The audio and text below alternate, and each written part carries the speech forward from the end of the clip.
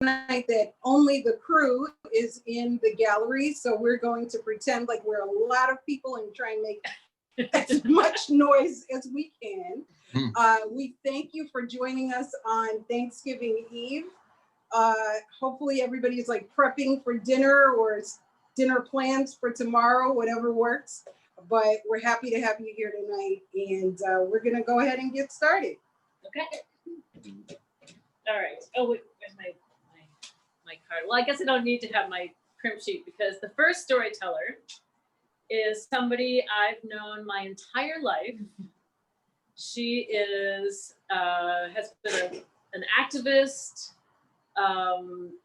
labor organizer, factory worker, childcare person, mocker, shaker, working with Center for Victims of Torture, public health worker. She does everything. And she happens to be my oldest sister, Carol White. So please put your hands together for Carol White from Minneapolis, Minnesota. Now you turn. Yellow. This is a new experience for me. Can everybody hear me? Mm-hmm. Okay. Both the Zoomy part and the storytelling part. I write a lot, and the writing just comes right out. But speaking, it's kind of a newer experience. Anyway, what I want to talk about tonight is luck. I always feel I've been a very lucky person. And since this was going to be in front of people, I thought I better do a little research. So of course I went to Wikipedia, which is my source of most knowledge. And there's quite a wonky definition of luck, long. But the part that resonated with me most, I'm going to hold up here because it's really hard to remember and it's even hard to pronounce, but it's someone who habitually experiences improbably positive events. Can you see that? So over the last 10 years of my work, I was fortunate to have a lot of lucky events. When I got assigned to develop a collaborative project with an organization in Cambodia. Luck is a big deal in Cambodia, I discovered. Anywhere from the billions of dollars brought into Shell Nadelson by his casinos in Macau, to this little app you can have for your phone that if your friend gets a new SIM card and it has a new telephone number on it, you can look it up and it'll tell you if it's lucky or not. That happened to me, and it was. So the reason I got to do this project was as Lily said, I was working for the Center for Victims of Torture from 2000 on. And they work with refugees and asylum seekers in Minneapolis that have been tortured in the countries that they came from. And I managed a couple of clinical training projects that were domestic, but I really wanted to do international work. And I managed to get this assignment because I got a quickie MPH due to 9/11 and extra funding that came in for bioterrorism for people to get their MPHs. So by 2003, I was hatched, and I had done a 1-month field experience in Sierra Leone. So I was ready for something. And by 2004, I got this assignment. It was special funding from the Torture Victims Relief Act money. And why Cambodia? It was a 4-year project, which is longer than most. For those of you who are under 50, you may not be so familiar with the Cambodian genocide, which happened primarily from 1975 to 79. And approximately 2 million people died in this war, either from being killed or starvation because of poor agricultural experiments. And so it's especially important for Americans to know about it because our hands are very bloody from our involvement in in making that last much longer and much more brutal, and even starting in the first place. And if you want to know more, I really recommend this book called Sideshow, Kissinger, Nixon, and Destruction of Cambodia. And it's by a British journalist called William Shawcross. And if anybody's interested, I can put it in the chat. So I was really excited for this project, but I was worried, was I up to the task? Because I had never been to Cambodia, and I hadn't worked internationally. But I was fortunate in that they signed me a partner who was American psychiatrist who worked at the VA with a lot of war trauma, PTSD, and also at the Center for Victims of Torture. And he was married to a Cambodian woman, and he also had been in the Peace Corps in Thailand in his younger days. And so between the two of us, he had the cultural competency and I had a lot of experience managing clinical training projects. So off we went in 2004 to search for a partner, and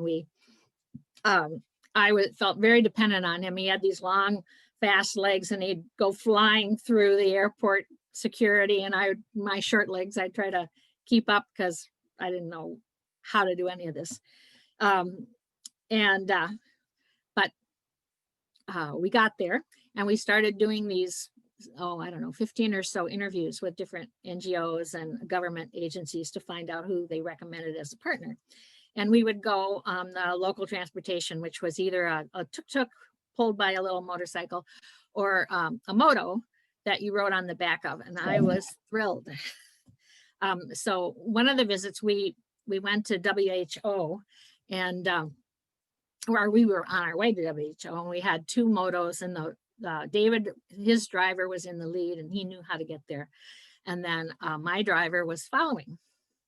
And after a little while, turned out my driver had lost track of the other driver. And it's kind of like if you're using GPS and suddenly you lose the satellite feed, and your phone is going rerouting. And so finally he pulled over to the side and was trying to gesture to me, where are we going? And I don't really remember if I managed to say WHO and then he figured that out and I got to the meeting, or if I managed to say Tonle Sap, which is the name of the river where the hotel was. But anyway, the point of the anecdote was it was the first time I started to feel like I could rescue myself in a very foreign situation. I'm not going to go into the project much because that's a long story, but it was the highlight of my work life, and the people that I met through there. I'm Facebook friends with a lot of them now, and they have their kids and their marriages, and anyway, and it was successful. And I think it wouldn't have been if it hadn't been for some serious technological luck, which was namely Skype coming along in 2005, and it made it possible to have genuine team meetings halfway across the world. At 8, we would be 8 to 9 o'clock at night to get them at 8 o'clock in the morning. So that is, and then we also did a e-learning thing using Adobe Captivate that they asked us to do for all the training to leave as a resource. And it was going fine on our side because it was 2009 and there were a lot of volunteer techie people who were out of jobs who were working on the project. But our Cambodian translator who was going to do the Khmer side, there was no Adobe Captivate training in all of Southeast Asia. So thanks to my husband and Skype, we were able to train him using Skype and turning your screen over and then demonstrate, and then he demonstrates anyway. And he was a quick learner, and here's what we ended up with, which you'd be amazed how much data you can get on a USB drive. So that's the first half of my story. The second half is more about personal luck that I had in Southeast Asia over all these trips. And I call this one Luck Meets Karma in Southeast Asia, or alternately, a ditz in a foreign land. So most of the luck started out like this. Carol, would do something absent-minded, and then a stranger would save my butt. So here's a couple of examples. One time when I was in Phnom Penh after work, I walked down the road from my hotel to the closest Wat, which had a little park that had monkeys you could feed. They weren't in cages, but they were sort of half tame. And so I went to the shop and got some dried lotus pods, because the monkeys were really fond of those, and you pop out the seeds, and it's very exciting for them. And so I was walking away with my bag, and I got about 50 yards and I heard this person shouting, and I turned around and it was the shopkeeper, and she was holding my passport. So rescue number one. Then the second one was a little more frightening. My husband and I had shown up in Bangkok at about midnight. That's the time they usually arrive from Tokyo, and you grab a taxi and you go into town for a hotel. And so it's always super crowded, and there's hundreds of cabs going into town. And the driver was playing this CD of American music really loud, and it was driving my husband nuts. And so we saw the sign for the hotel, and he said, "Let's get out of here." And so I paid the driver and got out and pulled my bags out, and we started walking down the street, and I got about a block down there and realized my wallet and my passport were on the back seat of the cab. I thought, well, the only thing I can think of is walk back down the street where we'd come from. So I started walking down the street, and cab. And then there was a cab with its window open, and a guy with his hand out the window holding my passport and my wallet. So, and the last little story is about Bangkok. So a colleague and I brought her along to one of our Cambodia trips. And when we were done, we were planning to go to Laos, because she was among former refugees who'd been grown up she'd been born in the camps in Thailand, but she'd never been to Laos, where her parents were born. And so our plan was to go to Laos afterwards. I'm taking the night train to from Bangkok to the border, and then you get off a bus, get on a plane in Vientiane, and you fly to this gorgeous city of Luang Prabang. So it was a weekend, and I had plenty of time, so I went over to the mall food court to do some mop-up work from my work with my laptop. And so I finished that work, and then I put the laptop down, and I had a little snack, and then I looked at my watch and said, so time to go. So I went running back to the hotel, and then across the street where was having her nails done, and I had my nails done at the salon, and I was sitting there letting my nails dry. And then I looked over from my laptop and realized I'd left my laptop at the food court, my work laptop. So I jumped up, said, sorry, everything's fine, and ran across to the hotel and found the concierge and said, would you call the food court office and see if they have my laptop? And so he said, yeah. So he calls and ring. And he says, well, I think the office is closed. So I said, would you try just one more time? So he dialed it up again, ring. And then he said a few words, and then he looked at me and he said, they've got your laptop. Somebody brought it into the office. So me and I grabbed our suitcases, went running down to the mall, which was right near the taxi stand, to get us to the train station. And she sat with all the bags and stuff, and I ran up and got my laptop. And then we jumped in a cab. We got to the train station within 15 minutes of the train leaving. We sat down on the little chairs that are underneath the berth, and the steward came by and said, would you like anything? And we said, yeah, we'll have 2 beers. And she looked and winked and said, how about 3? And we said, sure. So anyway, that's the last of these stories, but there's so many more how examples of luck traveling that I could tell you, but we've run out of time. And I did retire in 2013, and my husband and I have done a lot of travel since then. That was one of our goals of downsizing, and we never go in groups, except the one time we had to go in a group when we went to Iran last year, right about this time, because it's required by the mullahs. But otherwise,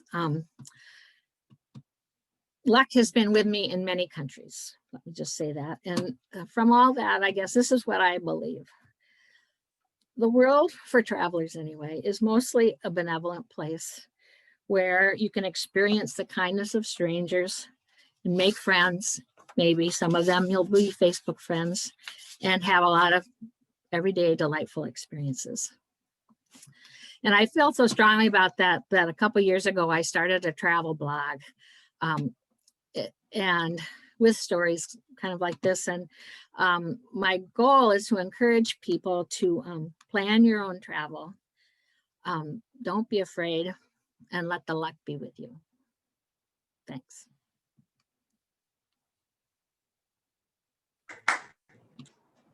Thank you, Carol. Woo! It's good to know that there's something imperfect about my big sister. That I didn't know you were so. That I said such a ditz. I had no idea.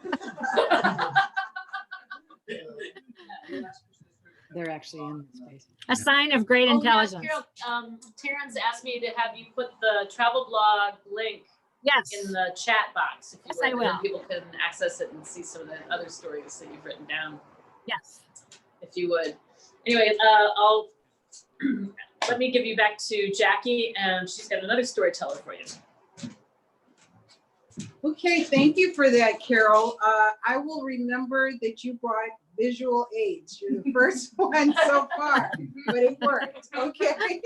That's Okay, Toastmasters.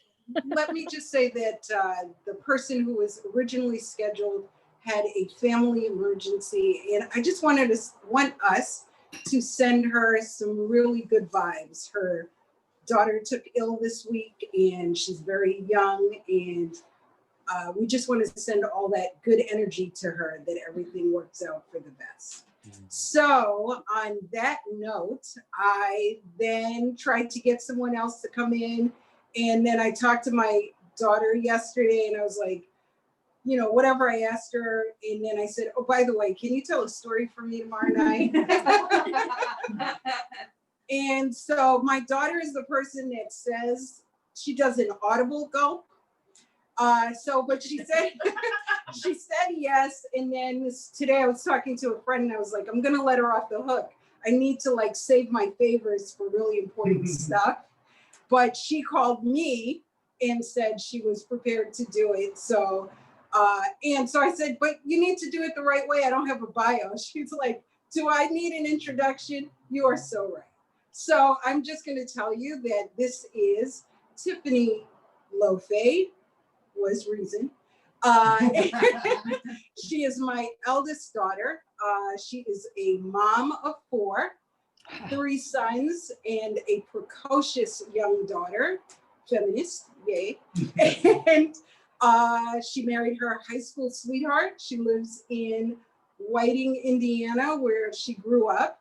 And she is a grant administration manager, which just really means that she works in science, and which is what she loves, and she handles the money. So without any more ado, Tiffany Lofay. Hello. I do enjoy handling money. When I was young, I wanted to be the Secretary of the Treasury, just so that my name would be printed on the currency. That was really the only appeal of that, and my only goal. I didn't look into any of whatever the preparation was, but it was like lawyer, ballerina, Secretary of the Treasury. Those were kind of the high level goals when I was young. So when I learned yesterday that I was going to interact about the story relating to everyday delights, I started to think about what did I do here? Okay, I started to think about, you know, obviously it's the end of the year. It's the end of a year that's been much different than any year that any of us can remember and hopefully will ever remember. And, you know, there's been a lot of huge things that we've witnessed on television from, you know, different world events, different local events, just the way that we live life every day now has been dramatically changed. And so I was kind of thinking about, you know, in 2020, sometimes that's all we have is those everyday delights, or those small, simple things that we can look back on, reflect on, and say, okay, this is something that got me through a period of time, or this is something that was meaningful. And maybe it doesn't mean much in that exact moment, but when you kind of take a step back or you're reflecting on it, then you see that. So for me, it kind of brought up the idea of these big and small things as a contrast. So some of these huge world events, and then of course we're looking at them all on the TV, and then I'm also getting to see my kids experience them. So I have 4 kids, one's 15, one's 13, one's 12, those are all boys, and then my daughter's 10. And so it's kind of the, you know, you have the preteen, you have the tween, and then you have the teenager who he already knows everything. So, you know, just hope I survive that. But so you have these kind of different levels of comprehension, different levels of understanding, and then different perspectives, seeing a lot of these world events, these big events on this small screen. So it kind of gave me the idea, thinking of, I had learned about this meditation prompt that was like write down, or a gratitude prompt that was just write down 3 words about every day, and that these 3 words could be, they were talking about a 3-word revolution, and I did not find my source, but if I do find it, I will pass it along. But so for me, you know, a 3-word revolution that we had that maybe is 6 feet apart, that didn't mean anything, and now it means, you know, it means a lot. It has a lot of meaning just in that small sentiment. And, you know, in 2020, we have really lost, or, you know, as far as my kids are on Zoom school every day since March, they have not set foot into a school building. And so a lot of the things that we thought, you know, our work commute or stopping and, you know, seeing, you know, going to lunch with somebody, or those things that kind of used to give life rhythm and meter, have kind of been shifted a lot online or through different means, or kind of had to be delayed. So kind of what I had thought about were these huge events that do have these everyday delights as a lasting impression. So one of the first ones I would say is when Kobe Bryant died. So my sons are into sports, and you know, when Kobe Bryant died, and I mean, just as an idea, it was very obviously unexpected. It was very tragic, and it was very captivating for everybody who had any familiarity with him at all. And then obviously the added tragedy that it was related to his family, and his daughter's name is Gianna, and my daughter, my only daughter, her name is Gianna. And so, you know, it kind of has that little extra poignancy, you know, because, you know, you have an impression directly of what a Gianna's like, and how she's cute and bubbly and happy. And, you know, he was taking her to her practices, and to have some tragedy like that happen.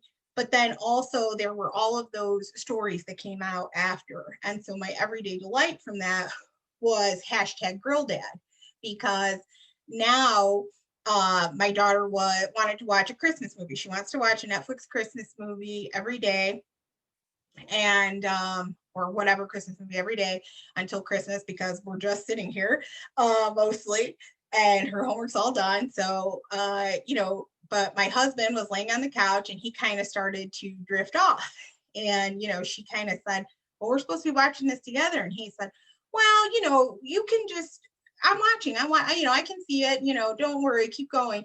And she's like, well, you're not being a very good #GirlDad. You know, like, hey, the bar has been raised, and we know what dads are supposed to be doing, and girl dads watch the movie and they pay attention and they play Barbies or whatever. And so it's, you know, just having that, you know, obviously very unfortunate and tragic thing, but I do think that it's sort of sweet and genuine that you kind of have that ripple effect of that love that they showed that he had for his family and his daughter can kind of be encapsulated in this small term and kind of used to promote that or to keep that spirit or memory alive of what their relationship was or how he had impacted people. And so that was one thing that she was able to kind of come back with, well, hey, this is how we're going to be spending time together. And there's this expectation now that even if you would have had it before, it's like the words matter, because prior to that, maybe you didn't have a way to kind of encapsulate that and really, I just saw that comment. You didn't have a way to encapsulate that and kind of hold those standards up. So that was one. And then another one for me personally was passable pandemic parenting. That was another 3-word revolution that I got, because it's like, I used to work from home 1 day a week with my job. I didn't really need to be there in person all the time. And now I've been working from home since March. However, it's not the same. And so a lot of things, and I mean, if people have the energy to create an alternate reality where everything is the same as it was in their previous, before COVID, I'm happy for them. But I just told my kids or myself, this is not the same. Before I was like, should I wear, which cardigan should I wear? And now I'm like, which yoga pants do I wear? It's like totally much, business casual is, am I wearing slippers or am I wearing flip-flops? That's pretty much the difference. So the passable pandemic parenting was just my little mantra of, this is not normal. This is not the same. And you don't have to pretend that it is. And you don't have to try to prop everything up and make up for things that, my kids haven't seen their friends very much. And that's what this is, and I like that idea, because even though, things are different and things are hard, it's more that we can embrace that idea and that we're not trying to still live up to the same standard that we had when things were much different. They're asking me for help with their math homework, and we found the fraction calculator online because yes, I know how to do the math, but do I, when they want the answer back in fractions, that's a little more difficult. So, it's like they've learned to, now my kitchen is always a wreck. They're constantly making their own food, but I can't work and be a short order cook. So we're just going to say, as long, whatever, that breathing room that kind of phrase has given me, I enjoy, even though, there's some other things that it comes with, but that's kind of what 2020 has been. We're just rolling with the punches and adapting and seeing life for what it is and not necessarily trying to make it fit into what it once was. And then I would say another massive shift that kind of had led to some everyday delights for us was a lot of things surrounding racial justice and Black Lives Matter. So we live right outside of Chicago. I worked at University of Chicago. And so, but I do live in Indiana. So we do have that dichotomy of, I'm actually in a Republican state, but the rules they were making in Chicago were affecting us. And when they had some protests, and then additionally they had rioting, a lot of that affected, stores that we were able to go to. Our local stores were closed, things were boarded up, so that was very much part of our environment. And I think through Netflix and some of the other channels, that they started to provide representation matters and started to kind of hone in on this idea of, okay, being more inclusive and being more diverse in these selections. And so what was a good everyday delight from that was that my kids, we started watching just little sitcoms of, we were watching Sister, and they were like, oh, that's the girl from this other show. And I'm like, well, to me, she wasn't the girl from Sister. Now she's from the other show. They see these people as like the mom on the show. And to me, they were the kid on the show, so we've gotten to watch different things that I grew up with, like Moesha or whatever the shows were from the 90s. And we do try to watch a little bit more. We try to stick with 80s rom-coms and 90s rap to keep them grounded as they become, I think they're going to be Gen Z. I don't know. So try to kind of give them that more breadth of experience, that the world didn't start and end with, 2 Tupac or something like that. So they have some balance there. And then I think my final one that I wanted to mention was obviously with the election, we had a Black woman running for vice president who was elected. Even now in our state, in Indiana, it's trickled down to us that we understand that. But the everyday delight was that my daughter, she had gotten an award when she was in kindergarten, and it said most likely to be voted most likely to be president. And now, so I had taken a picture and I put like the picture collage of her looking at Kamala Harris and then holding that with her in her kindergarten cap and gown, because it was just kind of brought it to that new height of not only is it an aspiration, but it's an aspiration that's been embodied by someone who looks like you, by someone who represents either in, you know, appearance or values or something more what you see. And so the 3-word revolution that we had in that was Madam Vice President. And so for me, even though, you know, a lot of these things have been very heavy and have been very kind of awkward to deal with because there's a lot of layers and nuance and we're all kind of tired from just being surrounded together in the house, I think that there have been a lot of, when you're able to reflect, a lot of bits and pieces that you can pick up and say that you benefited from even in the midst of everything that's gone on.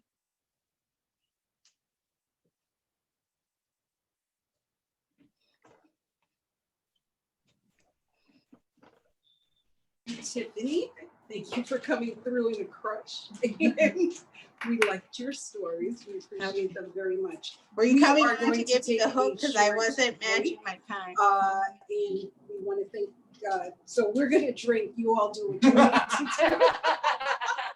But I'm going to introduce Monica, who is the Monica Ware, if I'm saying it correctly, she'll tell me. But she is the director of the gallery, and she's going to tell you just a little bit about open source and about the images we're seeing behind us. Monica, give me 1 second. Really quickly, the open source fundraiser is ongoing. So if you're at all interested in helping out Open Source Gallery, there are a bunch of artists that have donated. That link that just showed up should help you understand a little bit more about what's going on. But if you're at all interested in picking up some art for your home, we will ship it to any state, including Puerto Rico, now that Biden is in office. And it'll help support Open Source Gallery. So come check out the art and pick up some art for your kids for Christmas, because you know kids love art. Not just kids. It's for the kids, Monica. Everybody. No, yes, and there is even like we even open source is part of this Black Friday thingy. So we do 15% off on Black Friday. So Show your mask. Oh, Oh, you got your mask. Show your mask. oh yeah. yeah, here. This is something that we have for sale. Yeah. Spread love. I think everybody needs that. And the code for Friday is also spread love. So this show here is by Stephanie Dinkins. Stephanie Dinkins is an artist that works with AI, a lot of artificial intelligence ideas, and this specific show is called Complementary. It is a show that has taken the flag into complementary colors, but obviously talks also about us being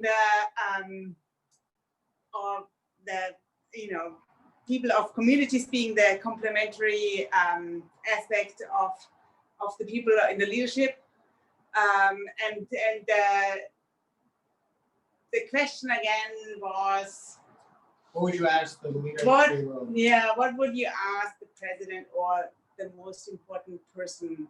What they're gonna do for your community. What are they gonna do for you and your community? So you can actually participate online with the show too. You can put your own answers in writing if you're a writer. That's your preferred way of talking. She does take the data and she does really then work with this. So it's gonna travel. It's not gonna only be here. Yeah, and thank you. Woo! Okay, we're gonna take a short break and then we will be back with our other storytellers. Now's the time he does. I got music. If it works. I can't handle this.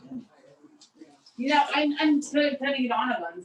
So I just didn't want to do it during the story because I honestly wanted to listen. But now that I can, I just have to change it. You know. No, I got music right here. She's getting quiet. Oh, fine. I'm just getting fire. She's changing the propane. But I just didn't want to do it during the story. Even it didn't. Nobody would have seen me, right? But just a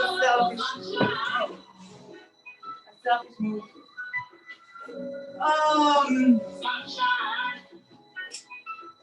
Can you guys hear the music? Oh, that's so good. I'm so glad you can hear the music. That was a great story. I remember this song when it came out. Roy Ayer. This is like from my childhood. I know, but I did want really you like Just because it's always when I change it, it's a little bit appropriate. everybody's favorite song. And I said, hey, to send me all your favorite songs. Yeah.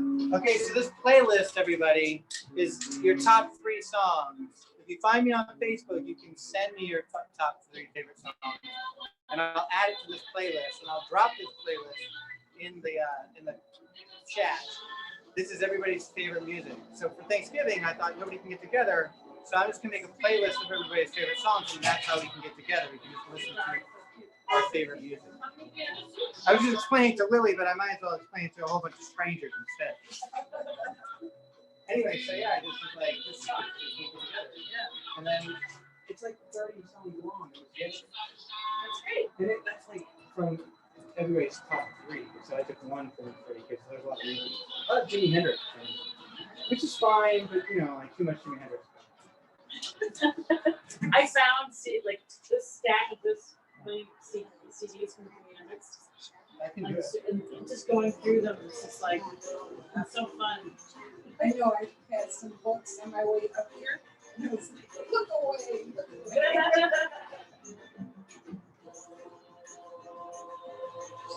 You know this. Jazz head in the world.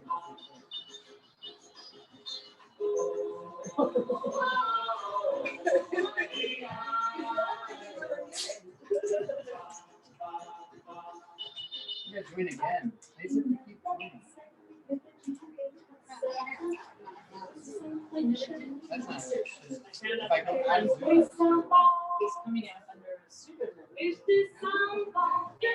she sent me an email saying, That's why, because it cuts off. here's why it has to be under pseudonym. So now I'm really curious, and I didn't read Let me it. know if So I have to, because she had stuff to publish on this one. It must have been some deal that she had, she's violated. Understood.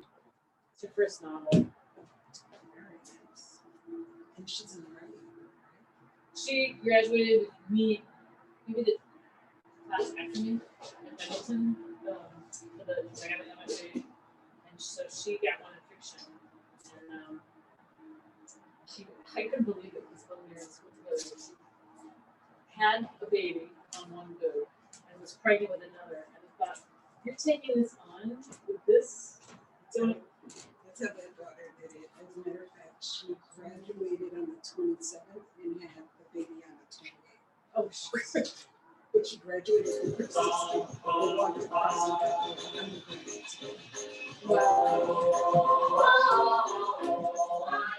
So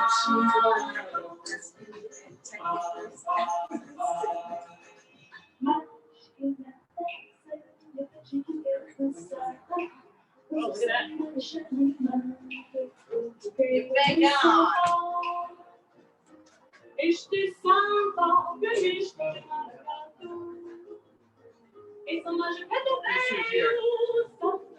I'd be alive.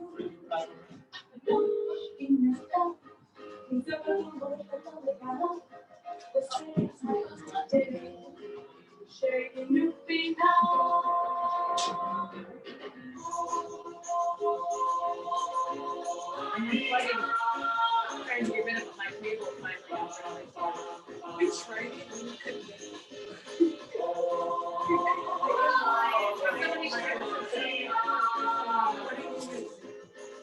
Right now I'm getting the rising tiles, but I'm gonna try to just have that. Smart TV.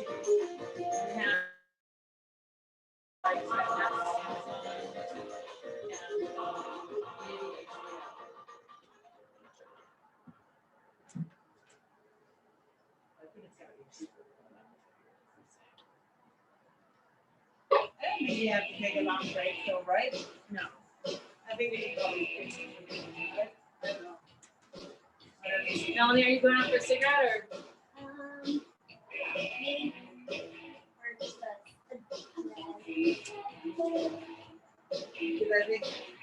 more. Person, I think it's pretty different, right? It's online, it's a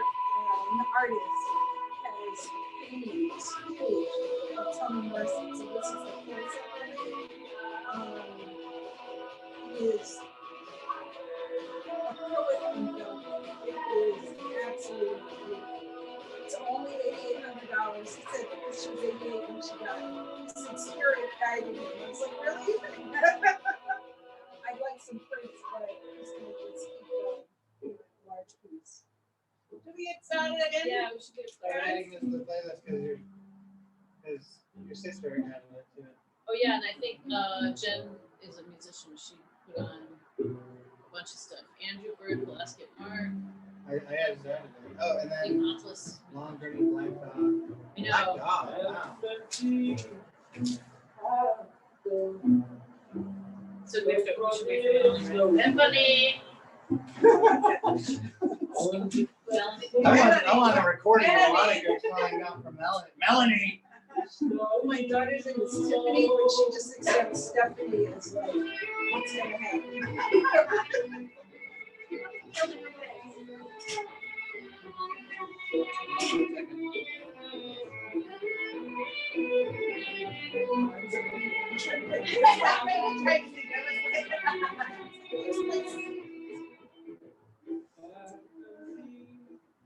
Okay, you're back. I think we might have to you're good, you're good. Yeah? Hey, welcome back. Thanks for all the musical suggestions. We have some from Martha and Jen and my sister Carol. So great. We got to make sure we save this chat. So yeah, so They're already on there. no, but for me, so I can see. Oh, Lily, I know your phone.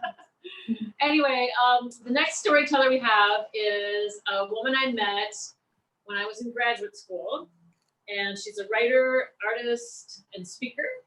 And her work has appeared in Sojourners, The Common, the Missouri Review, the Southampton Review, Image Journal, Big Fiction, many more. And she has an MFA from Bennington Writing Seminars. Her first novel, Jobs for Girls with Artistic Flair, is forthcoming. And it's going to be on Viking Penguin Press in 2022. And it's going to be under her pen name, June Gervais, which I have to find out the story behind that. But please welcome Jen Hinst-White. Put your hands together. Hi. Thank you so much. Gosh, thanks for having me. I don't use Zoom very often, so tell me, is all this going well so far? Is this working? I can't hear you. Okay, I'm gonna assume this is working. Oh gosh, okay. So when I was thinking about everyday delights, which by the way, I'm so glad that you guys turned me on to this book by Ross Gay, because it's just so excellent. I'm in the middle of it now and it's bringing me a lot of joy and it's so poignant. So thank you. So I want to talk about the everyday delight of making things, because I think that of all the delights, this is a hard one to take away from people. Like as human beings, no matter what we lose and no matter what circumstances we're in, I mean, you can make something out of stones, you can make something out of scraps of newspaper. And for me personally, when I'm going through a difficult time or a hard day or a whole hard season, it's sort of my go-to when the universe is not sending any good news, when I'm like, please, anything, like, I just want to win a slice of pizza. I don't care. Like, I need one good thing to happen and nothing's happening. I find that making things is a source of delight for me. So I want to tell you tonight about the largest thing I ever made. And it weighs about 5,000 or 6,000 pounds. It's about 20 feet across by 16 feet wide. And I made it in one of the most difficult years of my life, which was 2018, 2019. I don't usually make such large things. Usually the things I make are very small and ephemeral. Like I make little drawings, but the size of the palm of your hand, or I make up little songs for my children, or little altars with stones and found objects. One time my son asked for a lobster princess costume, and I'm like, you can't, how do you turn down a request like that? So I made that.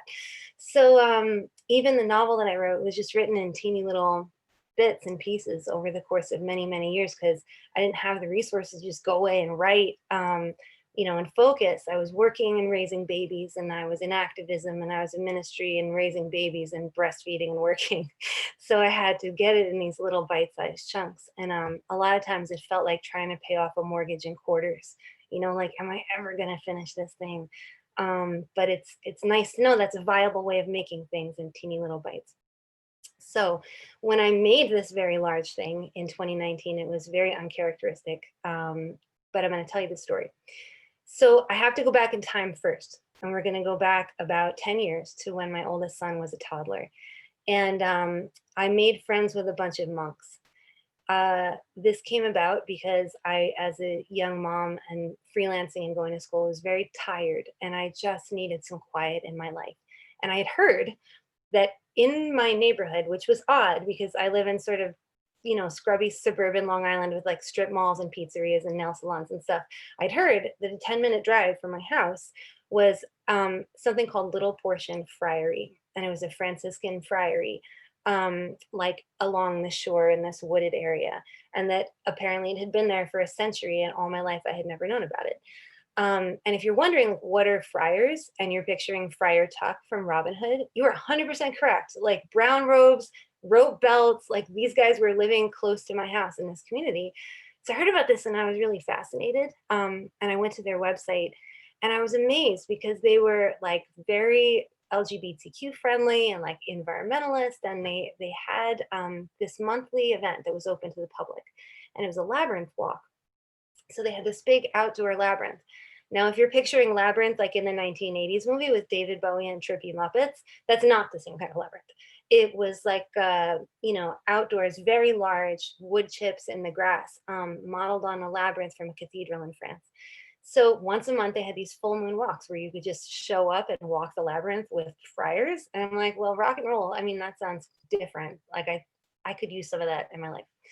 So I showed up one night, and the brothers were there, and they were really different than what I would have expected. You know, I would have expected maybe a bunch of very old men. In fact, only one of them was very old. He was in his 90s, and he'd been living there since World War II. And as I got to know him better, he was like not above a sly one-liner or like a dirty joke once in a while. So he was a character. There was Brother Max, who sort of had these hipster glasses and played all these different instruments, and he would just walk by like strumming a mandolin. And then there was Brother Eric, who liked zombie movies, and he had these really sweet like turquoise sneakers and punk rock. And so they were very interesting guys. But again, brown robes, rope belt, prayed 4 times a day, lived in community, celibate, devoted their life to like, you know, worship and love basically, and like feeding people who are hungry, hosting spiritual retreats, just being there for people who are in need. So Brother Eric, I showed up for this labyrinth walk, and he rang a bell at the beginning, and he said, in case you've never walked a labyrinth before, here's the deal. A labyrinth is not like a maze, because a maze is sort of designed to trick you, and you have to solve it, and there's dead ends, and you got to think. He said, a labyrinth has no dead ends, no wrong turns. There's only one way to walk the labyrinth, and it moves you around in circles, and you change direction and go left to right. But if you keep walking, you are always going to get to the center. And he talked about it as a, you know, a sort of a pilgrimage in miniature, spiritual journey. And as we began to walk this labyrinth, and you have to imagine tiki torch, like darkness, full moon above, tiki torches all around the labyrinth, there was something so moving about this just simple act of walking with other human beings around, just being quiet. And it was a really nice compliment to days that were spent with like a baby wiping snot and bananas on me and like working my coworkers and needed things, you know. So a few days later, I went back to the friary with my toddler, and we discovered there's a bakery there, and it was an honor system bakery. You like go downstairs to this underground room, racks of cinnamon raisin bread. You leave your money in the box, you go and you take it. So my son and I got a loaf of bread, and we sat in this little gazebo by the labyrinth. We just ate our bread and we played there. And this became a ritual for us every Friday, and this little moment of like centered peace in my week. We got to know the brothers. They were awesome. And something started to happen over the course of my time visiting the friary, which is like every environment I'd ever been in, I always kind of felt like I had to earn my place there. Like I needed to be working and serving and volunteering and giving and like getting involved, and communities totally reinforce that too, like get involved and do this and volunteer. And that's great. But a lot of my life I had, and I still do, believe in this quote from Alice Walker, where she says that activism is my rent for living on this planet. And I believe that, I feel that responsibility. But when I went to the friary, it was the first time that I could remember that I had the feeling that somehow I brought them something just by existing. Like all I had to do was go and be and rest, and somehow that made them happy. And as a young, tired mom, that's a real gift, to have someone treat you like you are a gift just for existing. So over time, you know, we kept visiting. My little boy got older, he began to talk, and he and I developed this tradition when we'd walk the labyrinth. When we got to the center, we would sit down outside and we would close our eyes and take a breath. And I would say, okay, listen for a word. And then we would wait for a word to come up in each of our minds, and we would share with each other what it was. And sometimes I remember one time he said, "You are strong." It was the thing that came to him. Another time was just, he thought of the word yes. And I don't know, when you do some practice like that, are you listening to the divine? Are you listening to an inner voice inside you that maybe you're too busy to listen to? But it was often meaningful and moving to us. And it was the occasion often for delight, because the funny thing when you quiet yourself down like that, I've noticed is that weird coincidences start to happen, or maybe I start to notice them. So one day my son and I were walking Labyrinth, and the word that came to me was sheep, which was funny because I like sheep are not really part of my daily life. So just meditating on that, like, what's that about? Okay, that's cool. And as we were walking out to our car, Brother Eric comes running out of the friary with something in his hand. And he's like, oh, Jen, like I wonder if your little boy might like this. I was cleaning out the friary gift shop inventory, and we didn't, we don't need this. Would he like it? And he had a little stuffed sheep in his hand. And it was moments like that where I'm like, I'm not gonna, you know what? I don't know, maybe that's a coincidence. But those moments kind of make you feel like you're connected to something larger, that you're not alone. And that's a little moment of delight. Anyway, you can tell this place was very important to me, and I loved it. And unfortunately, after almost a century in operation, they announced eventually that it was going to shut down because not that many dudes wanted to sign up anymore for lives of poverty, obedience, and celibacy. So they just had to, they had to close it. Fortunately, it was taken over by an organization that used it for a place for people to recover from addiction. So that's awesome. But it always, it left an impression on me. Okay, fast forward now. We're gonna fast forward like 7 years in the future. I've had another baby. I've had more jobs. I've been working on this freaking novel all these years. Those have been my focuses in life. And you can tell because like, if you look at my little front yard, it's the ugliest yard. Like, I don't obviously put no effort into my grass or anything. There's no energy left for anything except these things like work and family and writing. And what happened was in 2018, I just had one of the most difficult years of my life. I won't go into detail because it's just not time, but I had like health crises. I got this rare tick-borne illness that can kill you. It didn't kill me, but it left me with these long-term health effects for a while. That was disturbing. I had a huge setback with this novel that it looked like it was about to go out to publishers and go into the world. And for circumstances beyond my control, it all of a sudden fell apart after all that work. I split with a community that had been really important to me because I was upset that, I was very frustrated that no matter what, they wouldn't speak out on certain like issues of justice that it felt like they should. So there was, in 1 year, I lost my community and the work of my heart and my health. And it was just a rough year. Sometimes you just have a year like that. I'm not saying it was 2020 level, but like if 2020 was a bottle of perfume, 2018 for me was like those little perfume flaps in the magazines. Like it's a little whiff of all that, So, about 8 or 9 months went by, right? And you get to a point when you've been grieving. So when you're hit with a lot of stuff at once and you're grieving, in the beginning, you just cry all the time, or I did, I just cry every day. Then you get to the point where you're not crying every day. You accept it and you're like, okay, but what do I do now? You're left with this sadness and like, where do I go? And I was at the point in that sadness where I was realizing if I don't start to do something to move on, I'm going to get stuck here. Like I could feel the inertia and it was getting time to do something, to move forward. So I was spending a lot of time outside and I was looking at my like scraggly ass grass, like my ugly patch of a little yard that I never put any effort into. And I had been thinking for a long time, wouldn't it be cool if I just got rid of grass and I made a labyrinth? Like, could I do that? Is that possible? And every time I would tell people about it, they'd be like, what are your neighbors going to think? But you know what? When you're like sad enough, you're just like, I don't care what the neighbors think anymore. Survival is at stake. So I did something really uncharacteristic because I'm very careful with like I budget time, I budget money. I was like, we're just going to do this. So I told my children, go out and you dig up as much as you want. You like to dig holes and like, you just dig up the whole yard if you want to. They dug big holes all over. I rented a rototiller and just tore it all up.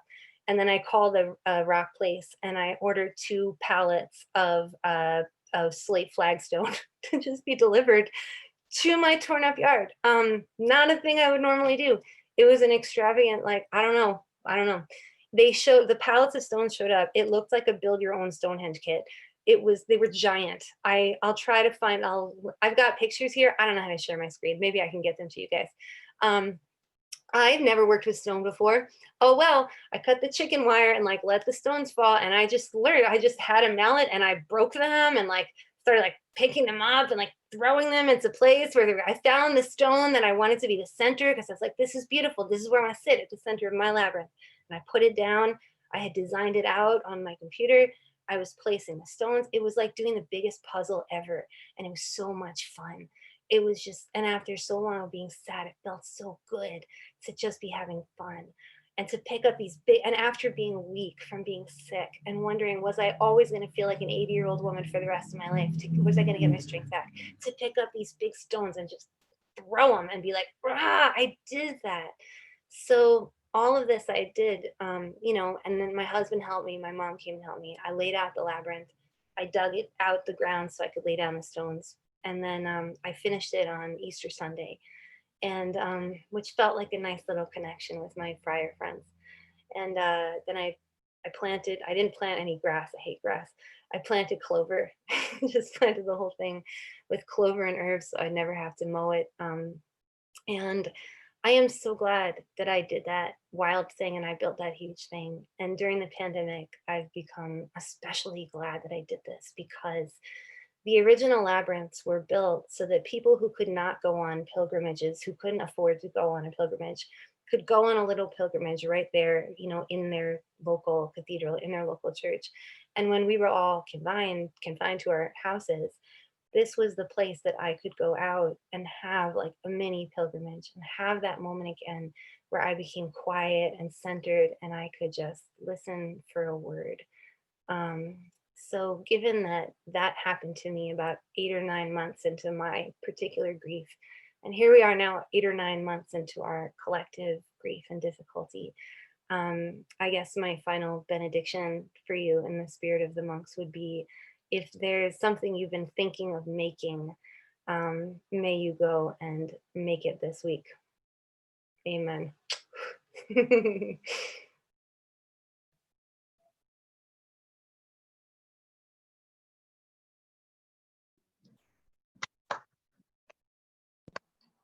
Thank you, Jen.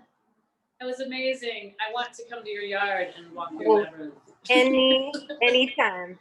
Do you mind mentioning that's being recorded and if people don't want us to put it up in the planet? Oh, okay. One thing I have to mention is that, you know, usually we record these stories, and please let us know if you don't want your story going on the archive of Open Source Gallery and How to Build a Fire. So we don't do that if you don't want to. Jackie has one last storyteller to introduce. Okay, thank you, Jen. I hate grass too. All grass? Even like the 1960s grass? My daughter's on this call. Okay, so I have a story for later. Anyway, our final storyteller tonight is Dan Kellmer. Dan Kellmer is an actor and voiceover artist that lives in Brooklyn near a lot of esteemed people. He's not one of them. He has, I didn't write this. He was last seen on NBC's The Blacklist, handing a ringing smartphone to Richard Thomas's character, who then watched his hostage son being shot to death on FaceTime. When not engaging in acts of such passive cruelty, Dan loves to cook, paint, and rock out. He has an MFA from Actors Studio Drama School at Pace University. And I want to thank Dan for joining us tonight. And ladies and gentlemen, Dan Kellmer. Thank you, Jackie. Thank you, Terrence, for having me. It's really good to be here. I've enjoyed everyone's stories. They're beautiful. The theme of tonight, delight in the everyday, I thought about it quite a bit, and boy, did I struggle, because it's something that I've been struggling with, to be perfectly frank. So with a loving nudge by my fiance and some deep diving into my past, I decided I'll talk about something from my childhood. So I don't know if it was my fascination with the horror genre or seeing the misery that my father seemed to experience running our family business that pointed me in the direction that my compass pointed me in. But what ultimately I arrived at a very early age on my compass was don't do anything that's going to make you miserable every day. So I was 9 years old and I was born into a family jewelry business. I was the third generation along with my younger brother. We sold very fine jewelry, watches, giftware. The locals in the area, Philadelphia, nicknamed us the Tiffany's of Philly. And I don't mean to sound obnoxious or boastful, it's just the reputation that we formed. My grandfather started it in 1936 in a little modest storefront. And by 1968, he had taken occupancy and ownership of this old Federal Reserve that was designed by a French architect at the turn of the century. Beautiful place, travertine marble walls and 16-foot wide brass Edwardian chandeliers over these cases of diamonds and jewelry and all this stuff. And the success of that store and the burgeoning suburbs of South Jersey invited other stores. And this was kind of what I was seeing at a very, very young age. It's kind of what it's all I really knew other than going to school and kindergarten and whatnot. Like after school, I would oftentimes go to the store. That's what I did. And the employees would fawn over me and I would go run in the back and stay out of trouble and sometimes get in trouble.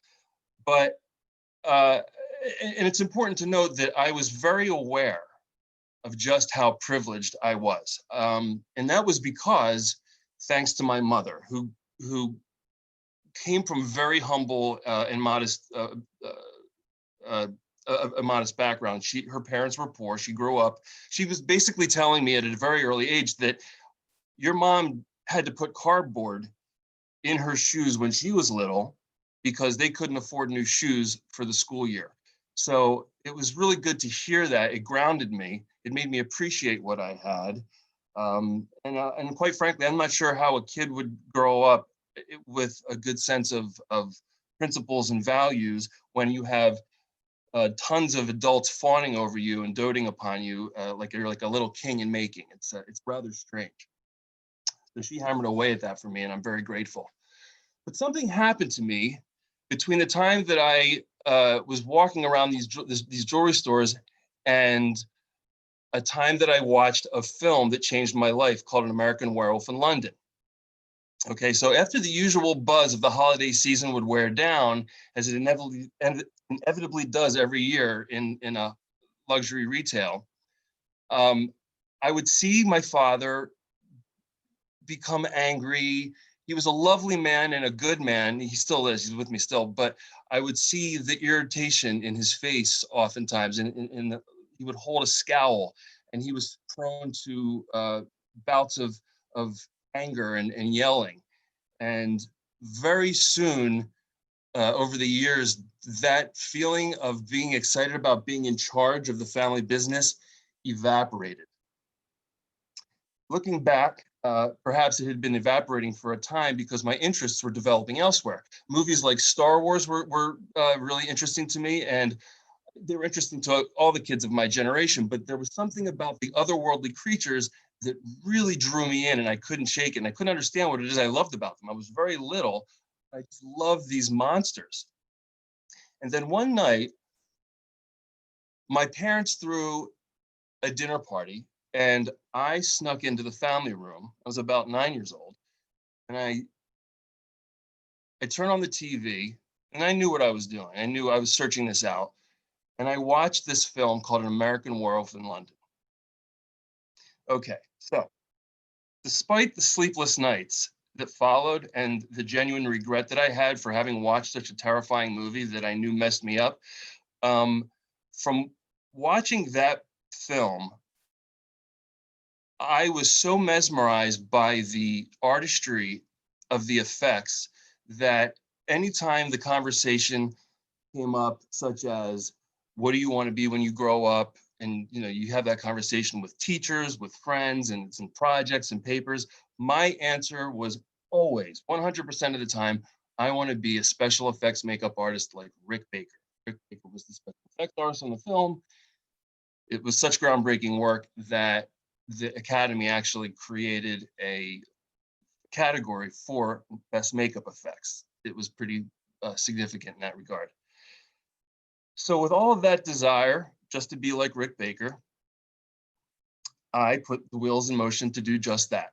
So in the beginning, I was basically just watching every science fiction and horror film that my parents would let me watch. And it wasn't that easy in the beginning, but as time rolled on, they became a little more liberal as they recognized the art in seeing, blood and guts and stuff. By the time I was 12, I was allowed to go to the mall with my friends. And on one particular visit, I walked into a place called Walden Books. They've been long out of business, but I walked in there, and to my delight, it was as though God had answered my prayers. On the magazine rack was a magazine called Fangoria. And Fangoria was a magazine dedicated to horror film. They highlighted the most recent stuff hitting the theaters, and it also touched upon the cult classics and the really obscure films that to this day, most people don't even know of.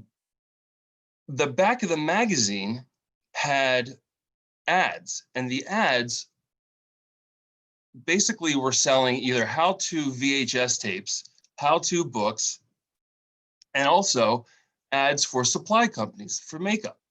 And it was as though the treasure map that I had been looking for was right in front of me. It was no longer faded. It was in crystal clear print, and I had it right in front of me. So the money that I was able to earn growing up eventually started going into makeup. I started buying the most basic stuff, but it was enough to get me going. And it was generally, we're talking brushes, something called mortician's wax, which is a wax that morticians use to cover up things like trauma on people who have perished from it, fake blood, and whatnot. One afternoon, I created a very large gash on my wrist. And to my mother's dismay, I ran out of the front house, down the driveway where she was talking to a neighbor. And the neighbor screamed and almost fainted, I believe. And my mother had been kind of hardened to my pranks at this point, and she calmed the neighbor down, and she brought me inside and read me the riot act. I can assure you about the appropriateness or inappropriateness of my newfound talent. Simple makeups eventually led to more complicated ones, where I needed to create plaster molds from people's faces and sculpt on these molds with clay and create latex masks. But I jumped the gun. I didn't really have all the information I needed quite at the time. This is pre-internet days, so I was piecing it all together. And I tried taking a mold of my younger brother's face with just pure plaster. But what I didn't realize was you needed to use something called alginate. Alginate is a goopy gel-like material that you put on the face, and it then sets, and it's skin safe. And over that, you use plaster, and it creates a firmer shell. And then from that point on, you have a mold that you can work from. Plaster, as you may or may not know, goes through a heating process to cure.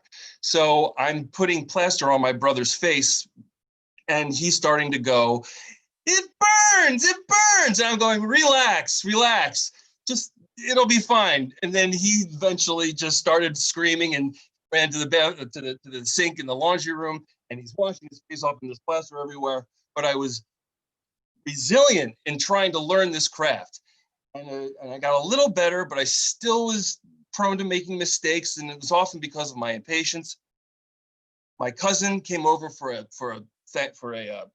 Mother's Day, and I asked him, I said, "Hey, Matt," my younger cousin, I said, "Do you want to have a really cool pair of custom-made fangs?" And he said, "Yeah." So I told him what was involved, and basically what was involved was taking this stuff called alginate, putting it in a dental tray. And if you've ever had braces, you know what I'm talking about. And you pop the dental tray into the person's mouth and it creates the mold of the teeth. Well, I put too much alginate in the tray and popped the mold in his mouth. And I guess some of the alginate slid to the back of his throat. And then he projectile vomited all over me and all over my little workshop that I'd created in the basement. And as I'm looking around, realizing that I'm covered in vomit and kind of petrified at this disgusting situation that I'm in, I'm thinking, oh my God, I think I might have killed my cousin. And this is all happening very quickly. And I look up and I see that my cousin is not dead and is in fact laughing with puke all over him, snot running down his face, tears running down his eyes. And I'm thinking, good. My aunt and uncle aren't going to kill me. I tell you this because this is how much I loved making people look weird. It was a passion that is unusual, I think, in most children. Like, lots of kids like to do stuff and play sports, and I get it. And I don't want to make it sound like I was more passionate than anyone else, but this was a weird thing to be passionate about. And it gave me literally more delight every day from the time that I was 9 years old up until the point I was in high school and when I graduated. So what happened was, it was time for me to form a plan my senior year. And going to Hollywood with a few photographs of my best work was really not what my parents considered to be a good plan. So they insisted that I figure out a way to get into college. And then if I ever wanted to go to Hollywood and pursue this crazy hobby of mine, then fine. But college was paramount. I was reluctant at first because I really had no interest in being in a formal education. I struggled in school, but I think either between the way I'm wired through nature and nurture of my mother's Catholic school upbringing, or the fact that I'm the eldest, the firstborn, and that has a significant way in the how you think, I did not want to disappoint. So. And I followed the rules. So I went to college and it was wonderful. I brought a makeup kit, little one, and I made up some friends on a few Halloweens time to time. But eventually my obsession with what I had wanted to do so desperately my entire life started to weaken. And it wasn't that it was displaced by anything else. You know, I studied, I learned, I majored in art, majored in film, all things that I love. But that obsession, that everyday pure joy that I would get going down my basement and toiling away with plaster and clay, and learning this strange trade that I couldn't find anywhere else except through the back of a magazine, that wasn't there. And in many ways, I feel like I've been searching for that since then. And I understand that people could say, well, why don't you just go back and do it? But quite frankly, I think that ship has sailed. And this isn't a story of woe. It's actually something that I believe has helped shape how I look at the future, because I'm 47. I'm learning something new. I started not long ago. I mean, at this point, it's been 8 years, but I moved to New York. I went and pursued my MFA. Most people are at the top of their game at 47 in their chosen careers, and I'm starting over again. And the pure childish delight isn't always there, I will confess. The world of acting and auditioning and whatnot is not always, it eats away at your resolve to stay positive, at least mine, I should say. But I often come back to that feeling. I think of who that kid was, and I put that into the world that I'm trying to look forward into. And it often pays me dividends. And I have no regrets.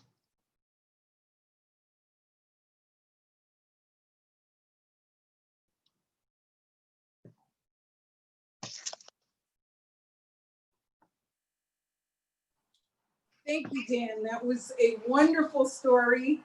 Thank And you. I will think of American Werewolf very Oh, differently now. And you're such a quiet person, so that was a great story. Okay. So we want to thank everyone for joining us tonight. We want to give a special thanks to all of our storytellers. Tonight has been amazing. This is our third show. Yeah. And we're just getting better. I can't wait till 12. So Lily's going to say goodnight with me, if I can bring her over here. But we don't have a script, as you all can tell. So I should say that I am a writer and playwright, and Lily is a... Oh, I'm a writer too, and play music for a living, and I've been playing a lot of piano at home lately. But I think next month, we usually do it the last Friday of every month, but last Friday of December is New Year's Eve, so I think we're gonna do maybe the 30th, I think. The 30th, yeah, Thursday. So Maybe have a story, right, you guys? And yeah, please, if you put your name in the chat if you are interested in telling a story. We haven't come up with a theme yet. No, don't tell them that. But we will. We're going to drink some more tonight. We'll have lots of themes. Okay, so we want to thank you. We want to wish you a very happy day tomorrow, whatever you're celebrating, whomever you're celebrating it with. By the way, Tiffany, I promised my mom we would set up a Facebook room and we would all like jump in since we're not going to be able to see each other. So just keep that in mind. And here's a song from one of the suggestions from tonight. And send us your songs because Terrence needs a new playlist and we're really excited about it. Sam Cooke, bring it on. Oh, bring it on home. Okay. All right. What better way to end? Thank you so much and have a great holiday. Thank you. thank you. Thank you, Lily. Thank you. Dan?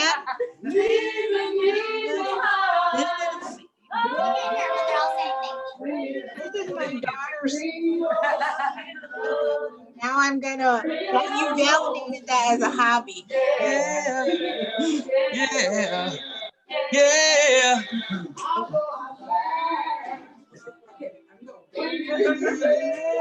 That's awesome.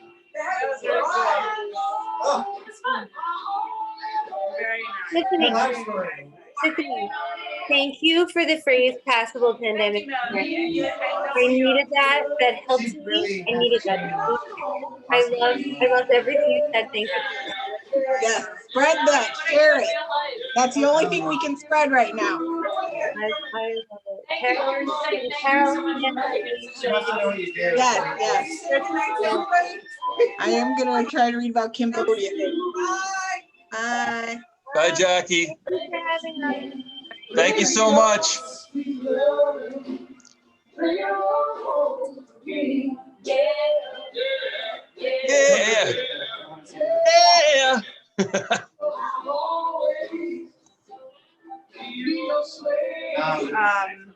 Lily, she's marketing manager. She's director of marketing for a market research firm. For what? For a market research firm. So much more. And Melanie. Yeah, you can add it.